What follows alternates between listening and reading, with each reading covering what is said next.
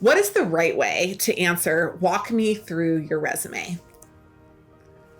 We coach people through fit interviews, otherwise known as behavioral interviews, all the time when they're focused on top positions at companies like Boston Consulting Group, McKinsey, and Deloitte. And as we work through a lot of these kinds of questions, it's super interesting and super helpful for people to recognize that there are patterns that you can follow to be equally successful in these top interviews and any other job interview that you walk into.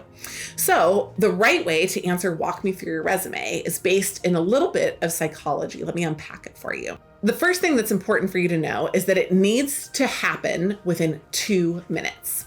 So the story that you're telling needs to have a self-imposed deadline on it. When somebody gives you the floor and says, walk me through your resume, one of the things that they're looking for is how long does it take you naturally to walk through your own resume? So walk me through your resume needs to fit within 2 minutes. That's one of the right ways to answer it. The second thing that's important is that it needs to have a storytelling structure. Walk me through your resume. When I give you the opportunity to walk through it, some people very literally take their resume and walk through their resume, and they go down line by line like a checklist. But what I'm really looking for is somebody who actually does the opposite. They say, here's my resume. Let me tell you the story of my resume. And they move my eyes and my attention away from the document and onto them.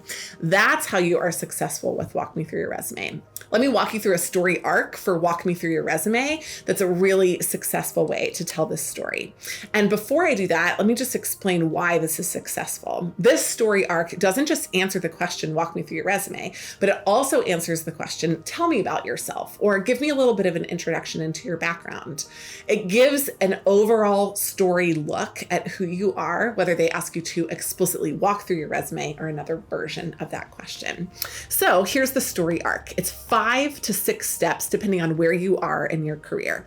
Step number 1 is personal roots. For those of you that listened to the episode on the elevator pitch, personal roots are also the first place that you start in the elevator pitch. And you usually start with something that's specific more to your family or your upbringing than to the country, for example, where you grew up.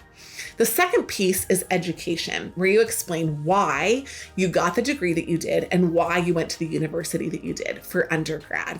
Then you walk through your leadership experience when you were in undergrad, 1 or 2 of those. Your work experiences, 1 or 2 of those, a second education if you're completing it now, and then finally, what's next. So the pieces that are the same as the elevator pitch are the personal roots and the what's next, the first and the last pieces. And you're just expanding in the middle by explaining 2 sentences for every other experience, both the what you did, and the why you took the role, or why it was important, or why it focused you on some kind of learning for your career. So here are some modifications that you might need to make to that structure. If you're doing a first degree only, the structure that I explained made sense. Talk about education, talk about leadership, talk about experience. But if you're doing a second degree, or if you're an experienced hire, not even doing a degree at all, you might want to modify the order that you do those middle pieces. So for example, it might make sense to talk about education, and then about work experience, and then to talk about community involvement afterwards. Or if you're doing your second education degree, it might make sense to talk about education for your undergrad, then work experience, then your second education, then leadership, and then what's next. So the middle pieces are going to be modified in terms of the order that you use based on where you are in your career. However, the story arc overall stays the same. 5 to 6 pieces, 2 sentences for each, both what and why, beginning with personal roots and ending with what's next. If you can complete your story within 2 minutes, that's perfect. If it's too much shorter than that, it will feel like you have inauthentic or incomplete experiences. If it's too much longer than that, it will feel as though your storytelling process is not at the executive level that your interviewer expects. So my final exhortation to you is, after building, rebuilding, reconstructing, and practicing your story, you make sure that it fits within the time limit and you practice it about 10 times before walking into the interview so that you can really focus on connection with the interviewer, enthusiastic storytelling, and great delivery. If you want help preparing for a fit interview or for a behavioral interview for any job, anywhere, we can help.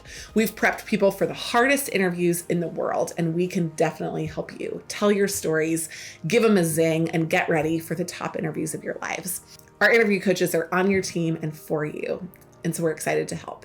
If you have questions, please just check out the show notes for our links, or you can reach out to us directly, managementconsulted.com. Thanks so much for listening.